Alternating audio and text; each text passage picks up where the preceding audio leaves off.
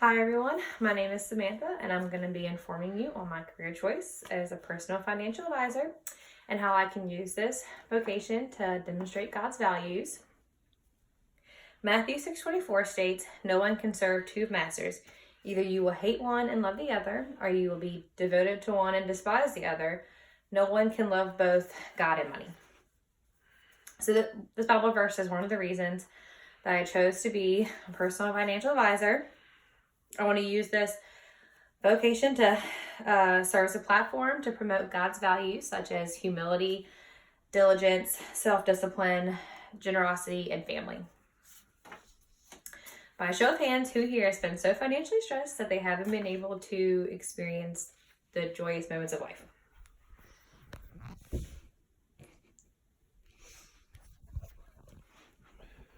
So according to the American Psychological Association, 64% of Americans claim that they have been financially stressed or are currently financially stressed. 77% of parents of children under the age of 18 claim to be currently financially stressed or have been previously. And 31% of partners say that money is the biggest source of conflict in their relationship. There is a huge stress difference in between families who have an income of $50,000 and over versus less than $50,000.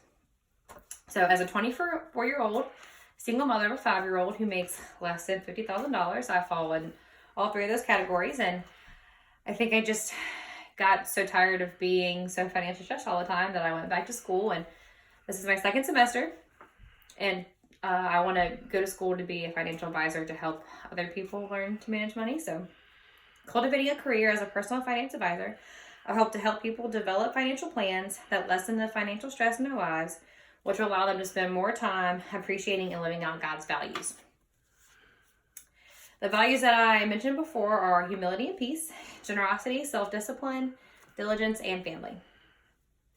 So God values humility, and I want to use my career choice to help others remain humble and to feel good about themselves so they're not constantly always wanting more, and so they can learn to live off their means. Hebrews 13:5 says, "Keep your lives free from the love of money and be content with what you have, because God said, 'Never will I leave you and never will I forsake you.'"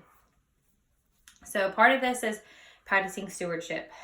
Being a steward of God is realizing that all your material items were blessed by Him and you use them to live out the life that He wants you to live. Remaining humble, because Americans statistically classify as poor, but by the U.S. government would be considered upper middle class globally. So I made a second visual aid. So this is the global population divided into 3 income groups. This is the United States. So globally, the United States, 32% would be considered upper middle income. 56% would be considered high income, living off more than $50 a day. And 12% are middle income and less.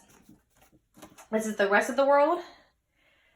56% is considered low income. 13% is considered middle income. And 15% of the world population is considered poor. Statistically, people who are considered poor in the U.S. are living off more daily than the majority of the rest of the world.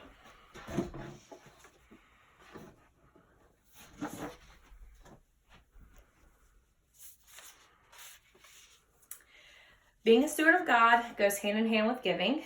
So God values generosity, and by being a financial advisor, I can help people create budgets where they have more leeway and room to be able to give to charity. And that's what they choose. People will have to give to charity, but if they want to create more room in their budgets to be able to do so, it's a great thing. This is what I'm most excited to work on. I can't wait to make more money so I have the means to actually give back and donate to charity. 2 Corinthians 9:6-8 says, "Remember this, whoever sows sparingly will also reap sparingly, and whoever sows generously will also reap generously. Each of you should give what you have decided in your heart, not reluctantly or under compulsion, for God loves a cheerful giver." In order to have the means to be generous with money, people have to practice self-discipline and diligence. So this is my number one role as a financial advisor, is to help people budget and manage their money better, to be able to plan for their financial future, retirement, to have a legacy to give back to their children. Half of Americans statistically say that they don't have $400 cash on hand in case of emergencies. And over half of Americans say that they don't have the means to take a month off from work. So if something happens, they don't have the financial means to not work for a month without having to borrow money. Most financial advisors the rule of thumb is 50-30-20. So 50% of your income should go to necessities, 30% to discretionary items, and 20% to savings. In order to be able to do this, people have to practice self-discipline with their money. Out of all these values, I think God values family the most. So by coaching families on better budgets and money management, they'll have more time and more money to spend on their families with vacations or family outings. They have a legacy to be able to leave their children. Since the number one thing that couples fight about in their relationships is money, this will help marriages because, God values marriage and it's a vow. So this will help ease the tension and stress in relationships. I can be able to help people save properly.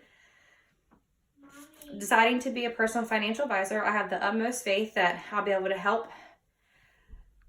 families maintain their money and budget better. So I'm going to leave you guys with this last Bible verse, Romans 13:8. Let no debt remain outstanding except the continuing debt to love one another, for whoever loves others has fulfilled the law.